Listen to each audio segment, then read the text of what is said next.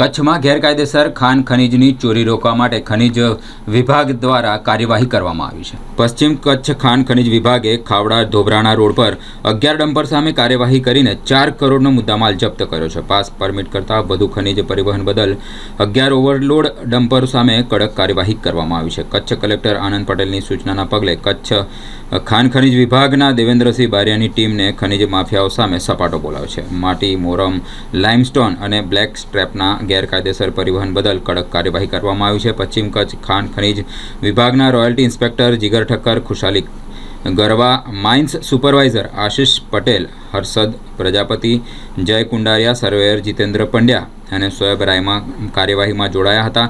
સતત ખનીજ વિભાગની કડક કાર્યવાહીથી ખનીજ માફિયાઓમાં ફફડાટ જોવા મળ્યો છે।